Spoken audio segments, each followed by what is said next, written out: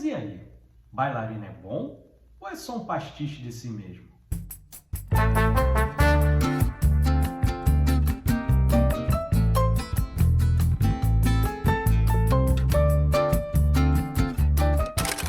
Olá, eu sou Edu Schneider do Cashback e hoje é dia de falar de lançamento.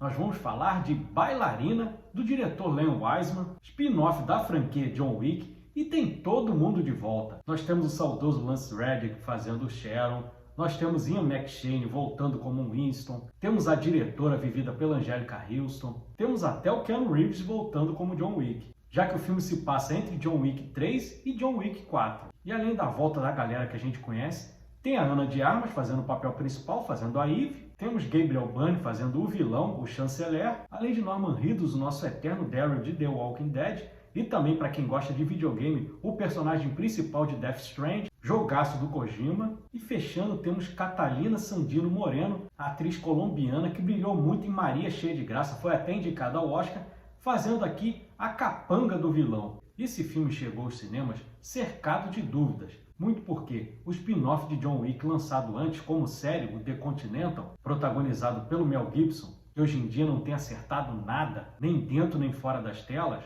foi um fracasso na Amazon Prime. E nesse filme aqui nós temos um diretor que, convenhamos, não é marcado por grandes trabalhos, é o cara da franquia Anjos da Noite, que, vamos combinar, é legalzinho, mas é bem qualquer coisa. E além dele temos como roteirista Shay Hayten, que até fez o roteiro do John Wick 3 e 4, mas também é responsável pelas últimas tranqueiras que o Zack Snyder fez aí para a Netflix. Fora atraso nas gravações, esse filme está desde 2023 para sair, então chegou cercado de desconfiança por todo mundo. E a história é aquela básica de vingança. Nós temos a personagem Eve, que na fase adulta é vivida pela Ana de Armas, mas ela, quando criança, ela perde o pai assassinado. E aí ela acaba sendo recrutada pela Ruska Roma, da nossa diretora Anjelica Huston, aquela companhia de balé barra assassinos, porque vamos combinar, a galera não sai ali só uma Ana Botafogo, não é verdade? E aí quando ela já se vê preparada, já adulta, ela quer sair em busca da vingança da morte do pai. Quando ela comenta com a diretora é terminantemente contra, até porque esse outro grupo que matou o pai da Eve é o grupo com quem a Ruska Roma tem um trato de não agressão. Ela chega a comentar que eles são bastante cruéis, não respeitam regras, mas aí funciona quase como a Segunda Guerra ali, o Pacto Molotov-Ribbentrop de 1939, o Pacto de Não Agressão entre a Alemanha e a União Soviética, que não deu em nada, e lá em 1941 foi rompido pela Operação Barbarossa, quando a Alemanha invadiu a União Soviética. E além da diretora, vão aparecendo os personagens que a gente já conhece, o Continental, aí a gente vê o Sharon, o nosso querido Lance Reddick, que gravou essas cenas antes de falecer, aparece o Winston, lá o Ian McShane, e como é mostrado até no trailer, você tem um vislumbre também do John Wick. E vou falar para vocês, apesar de não ter o refinamento da franquia John Wick, mas você bate o olho e você reconhece ali, se sente familiarizado e conseguem até fazer um bom filme. Você tem as cenas de luta muito bem filmadas, tem aquela fotografia com aquele tom neon que também tem na franquia John Wick, usa muito da criatividade nos objetos que são utilizados. Uma coisa que eu gostei bastante também é que você explora a inexperiência da personagem Eve, o personagem da Ana de Armas. E não tem como, ela é mais frágil do que o John Wick, então ela acaba apanhando muito também, mas em contrapartida é uma personagem bastante ágil. Então o filme consegue dosar bem essa fragilidade com a agilidade da personagem, que acaba não ficando só uma cópia do John Wick, apesar de você olhar e reconhecer que você está dentro daquele ambiente. Não tem como, até o nome do filme tem John Wick. E acredito que até fizeram isso com medo do público não abraçar, como aconteceu lá no The Continental. Mas aqui, creio eu, é um produto bem melhor do que a série.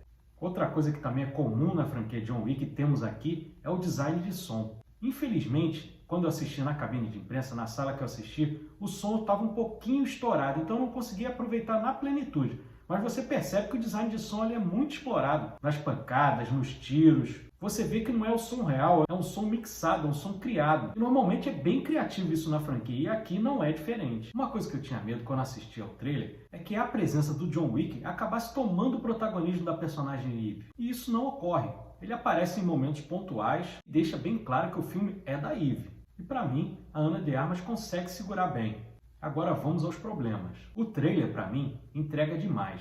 Não só a presença do John Wick em 2 momentos, isso poderia ter sido deixado para o filme, ia ser muito mais legal, e também 2 das principais cenas de ação. Portanto, não vai ser spoiler porque isso está no trailer. Por exemplo, a cena do lança-chamas. Ela é maravilhosa, muito criativa. Quem não assistiu o trailer vai curtir ainda mais.